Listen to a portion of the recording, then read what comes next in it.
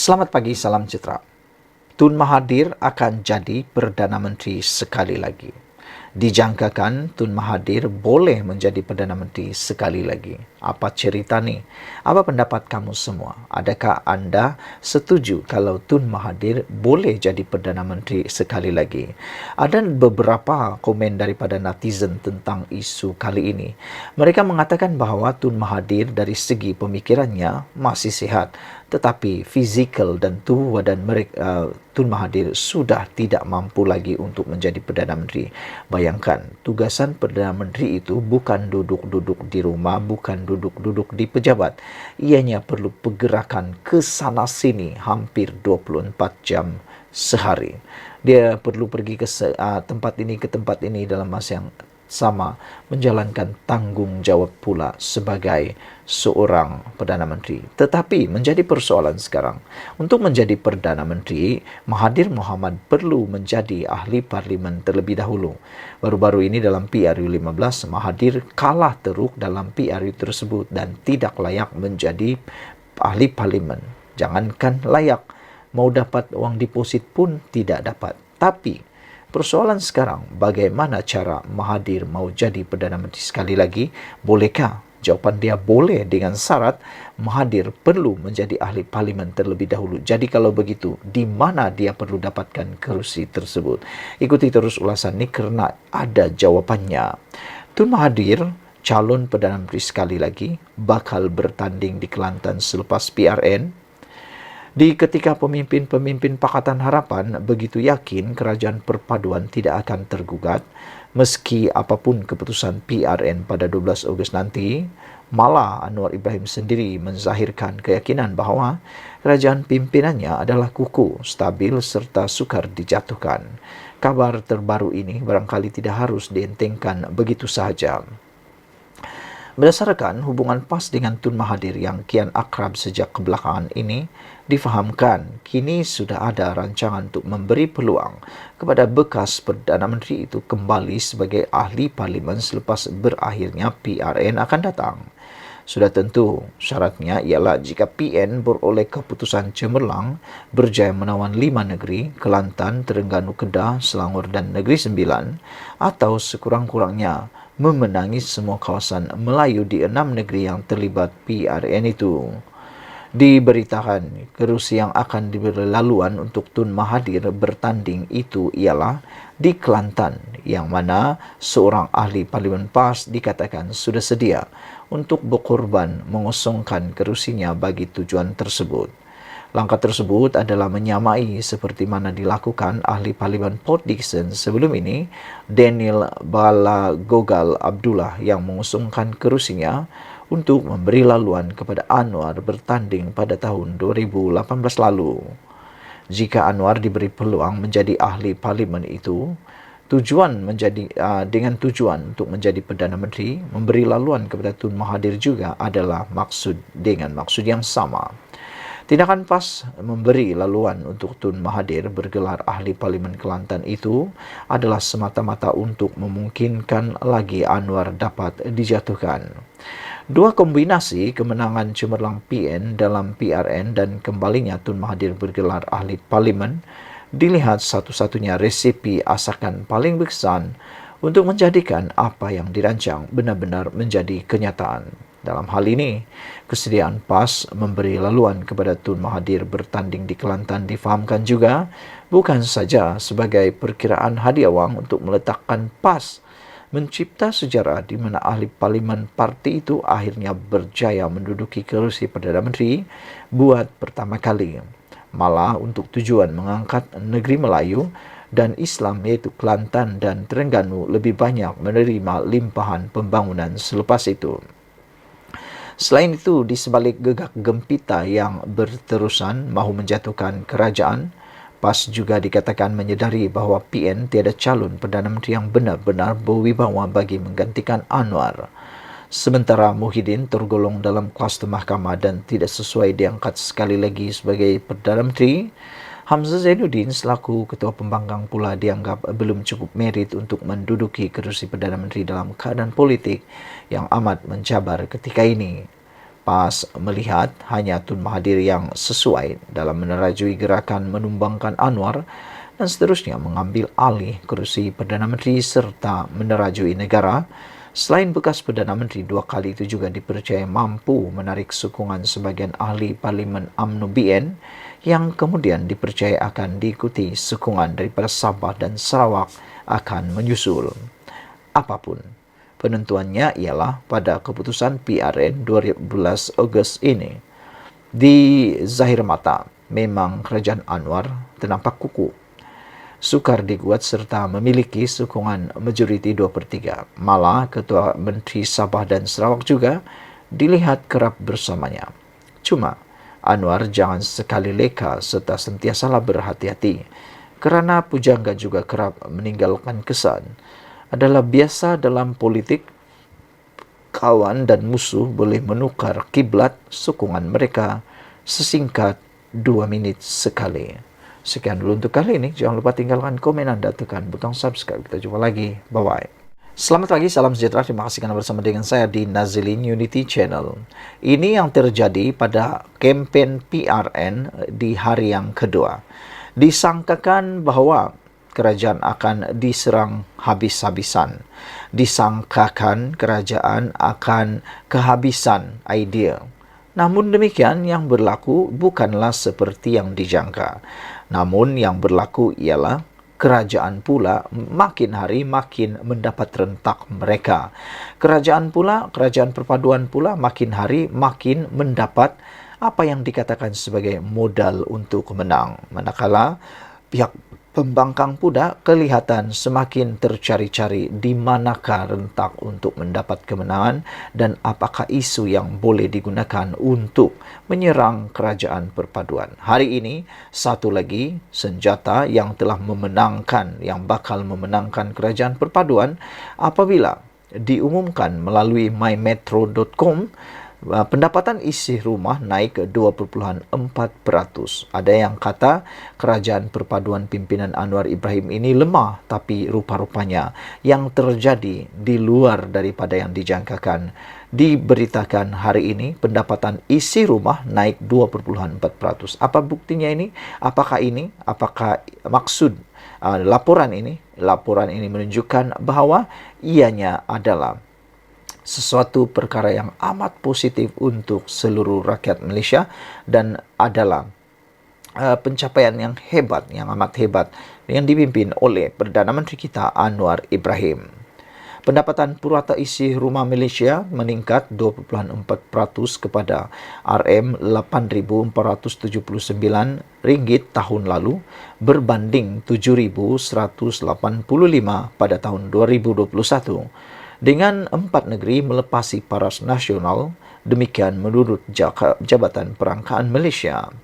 Dalam laporan survei pendapatan dan perbelanjaan isi rumah 2022, DOSM mendedahkan pendapatan purata isi rumah di Putrajaya adalah tertinggi dengan RM13,473, diikuti Kuala Lumpur RM13,325, Selangor RM12,233 dan Johor RM8,517 tahun lalu. Namun, Selangor mencatatkan kadar pertumbuhan tahunan tertinggi bagi pendapatan purata, iaitu sebanyak 4.1% berbanding RM10,827, manakala Labuan merekodkan kemerosotan pendapatan isi rumah kasar bulanan purata dengan pengurangan 0.3%, iaitu RM8,319 pada tahun 2019 kepada 8,250 pada tahun ini. Ketua Perangkaan Datuk Seri Dr. Muhammad Uzir Mahidin berkata, laporan terbabit turut menyatakan pendapatan isi rumah boleh guna purata meningkat 1.7%, iaitu RM7,111 berbanding 2019, iaitu RM6,764. Manakala pendapatan isi rumah boleh guna penengah bulanan juga meningkat RM meningkat 1,9% menjadi atau RM5.413 daripada 5.116 2019. Dari segi ukuran purata, pendapatan isi rumah boleh diukur ini adalah merangkumi 83,9% daripada jumlah pendapatan isi rumah kasar. Nilai pendapatan itu mengambil kira purata saiz isi rumah sebanyak 3,8 orang dengan purata 1,8 orang penerima pendapatan. Pendapatan isi rumah itu merangkumi pendapatan daripada pendapatan bergaji, bekerja sendiri pendapatan serta pelaburan dan pindahan semasa diterima. Saudara-saudara sekalian, ini sesuatu yang amat menarik perhatian kita apabila dalam pada itu insiden kemiskinan mutlak mencatat kemerosotan kepada 6,2% tahun lalu berbanding 8,2% pada tahun 2021 dan 8,4% ketika pandemik COVID-19 melanda. Muhammad Uzir berkata bilangan isi rumah miskin Tegar yang berpendapatan di bawah RM1,198 pula menurun kepada 0,2% berbanding 0,4% pada tahun 2019. Insiden kemiskinan mutlak pada tahun 2022 membabitkan anggaran 487.576 isi rumah. Insiden kemiskinan di bandar meningkat daripada 3,9% pada tahun 2019 kepada 4,5% pada tahun 2022, manakala bagi kawasan di luar bandar pula mencatatkan penurunan daripada 12,4% kepada 12,0% dalam tempoh yang sama, katanya lagi. Sekian dulu untuk kali ini. Jangan lupa tinggalkan komen Anda, tekan butang subscribe. Kita jumpa lagi. Bye-bye. Selamat pagi, salam sejahtera. Terima kasih kerana bersama dengan saya di Nazirin Unity Channel. Masih lagi dalam siri pendedahan untuk Sanusi menentang Saifuddin Nasution Ismail dalam isu berkaitan REE, perlombongan nadir bumi secara haram di Kedah. Saifuddin hari ini menyatakan dia anggap peluru besar walhal peluru kapur meriam bulu saja, kata Saifuddin. Alusta Menteri Dalam Negeri Datuk Seri Saifuddin Nasution Ismail menjelaskan lawatannya ke Langkawi Jumaat lalu adalah atas urusan rasmi bagi mendengar taklimat daripada agensi keselamatan. Katanya, sebagai anggota pentadbiran kerajaan yang menjaga portfolio keselamatan, beliau perlu diiringi sejumlah pegawai keselamatan dan perlu menginap di hotel bersamanya. Berikutan itu, beliau mempertikai bagaimana borang tempahan yang dibuat agensi di bawah Kementerian Dalam Negeri KDN di sebuah hotel milik Kerajaan Negeri Kedah boleh bocor dan diperoleh Menteri Besar Datuk Sanusi Mak Noor. Kunjungan rasmi saya ke Langkawi bersama Ketua Polis Negeri untuk diberikan taklimat oleh Ketua Polis Daerah mengenai persiapan Ibu Pejabat Daerah IPD Langkawi menguruskan hari penamaan calon. Sudah tentu saya pergi atas urusan rasmi sebagai Menteri Dalam Negeri. Bila saya bergerak sebagai Menteri, saya diiringi beberapa pegawai keselamatan. Kalau saya memilih menginap di sana, sudah tentu mereka pegawai keselamatan disediakan bilik. Kebetulan hotel yang saya pergi milik Kerajaan Negeri Kedah. Jadi borang tempahan bilik saya bocor. Kita maklum pada hotel apabila saya dan Ketua Polis Negeri menginap di situ, ia bukan berkaitan Saifuddin sahaja. Kerana saya adalah anggota pentadbiran yang memegang portfolio keselamatan, katanya pada sidang media di Pejabat PKR Kedah hari ini. Saifuddin berkata, tidak timbul isu beliau menyalahguna agensi kerajaan untuk berkempen pada pilihan rakyat negeri seperti yang didakwa Muhammad Sanusi semalam. Katanya, beliau turut kesal dengan tindakan memuat naik dokumen tempahan yang dibuat Kementerian Dalam Negeri di laman sosial Muhammad Sanusi sehingga menimbulkan pelbagai reaksi. Kalau hotel dengan mudah membocorkan borang tempahan, tak bagus untuk perniagaan hotel itu. Masa depan nanti jika ada orang menteri besar tak setuju atau tak suka, pihak hotel akan terus bagi dokumen begitu saja. Itu menunjukkan betapa lemahnya isu tata kelola. Bukan sahaja Menteri Besar, tapi termasuk anak syarikat kerajaan negeri yang ada hotel tak faham etika, kata beliau lagi. Kerana itu, Menteri Besar terus letak dokumen di Facebook dia dan anggap ini peluru besar, walhal peluru kapur, meriam bulu, kata beliau. Tindakan meletakkan dokumen itu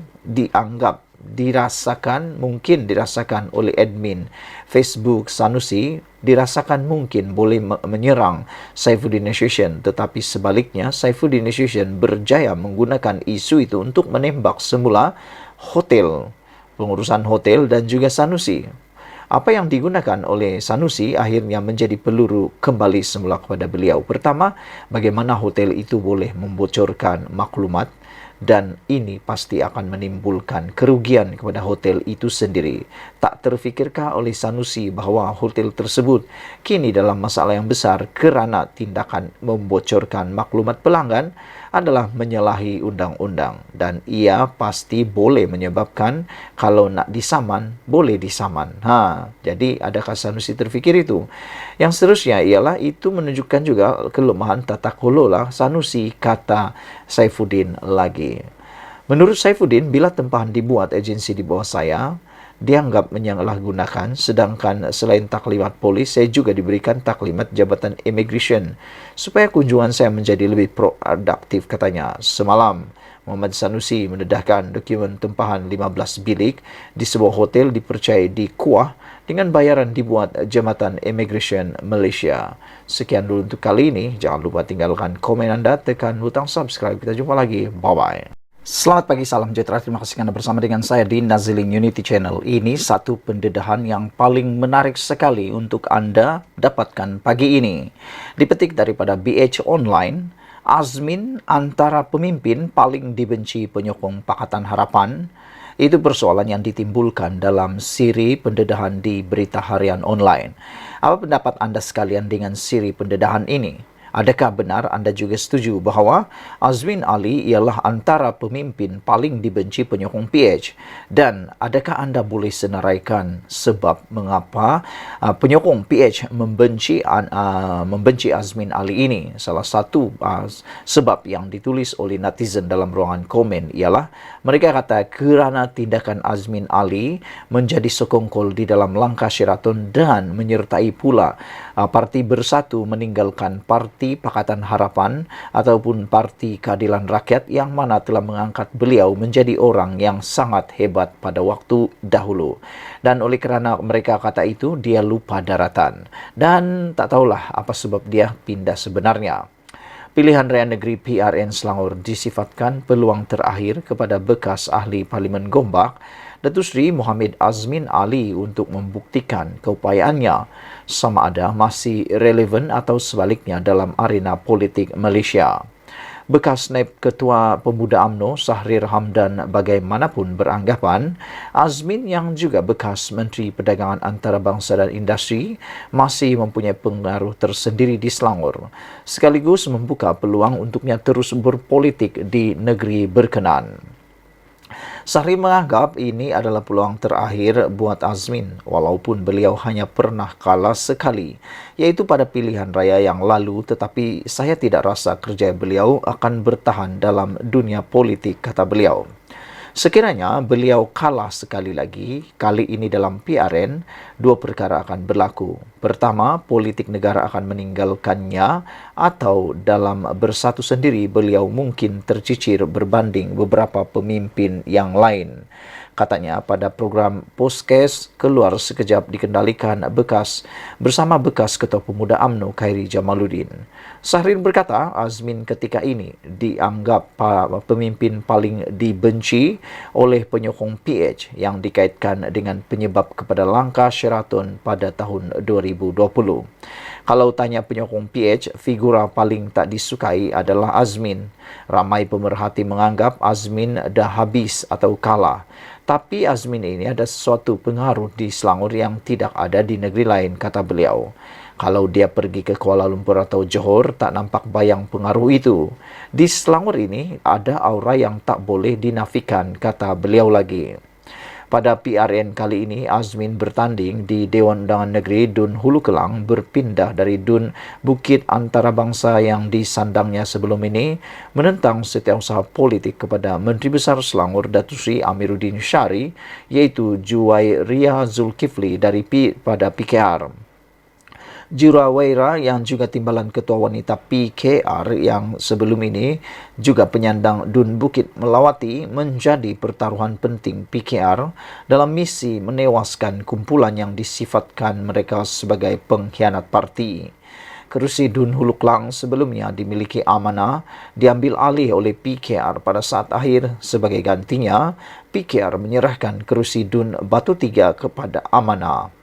Pada PRU 14, kerusi Dun Hulu Kelang disandang Saari Sungip dari PH yang mewakili Amanah. Dalam pada itu Sahrir berkata, nasib berbeza bagi bekas ahli parlimen Kepala Batas Datuk Seri Rezal Merican Naina Merican, di mana kerjaya politiknya masih terbuka biarpun tewas dalam pilihan raya umum ke-15. Rezal tiada naratif akan habis berakhir kerjaya politiknya. Rezal saya fikir tidak dibebani seperti dihadapi Azmin, cuma dia pun dapat tekanan dalam UMNO Pulau Pinang sendiri. Dalam pada itu, ketika membalas pandangan Sahrir, Khairi berkata dalam politik segala kemungkinan boleh berlaku. Dalam politik ini saya sudah belajar banyak perkara yang mana walaupun Azmin kalah beberapa kali, saya rasa dunia politik ini tidak boleh kata bahawa kerja seseorang itu akan habis. Ini kerana kita sudah pernah melihat kebangkitan kerjaya orang yang kita rasakan sudah kalas atau berakhir, kata beliau lagi. Apa pendapat kamu semua tentang perbincangan Khairi dan juga Sahrir ini? Adakah benar Azmin sudah habis dan akan bertamatnya kerjaya politik beliau selepas ini? Dan benarkah Azmin adalah pemimpin yang paling dibenci penyokong PH? Jumpa lagi. Bye-bye.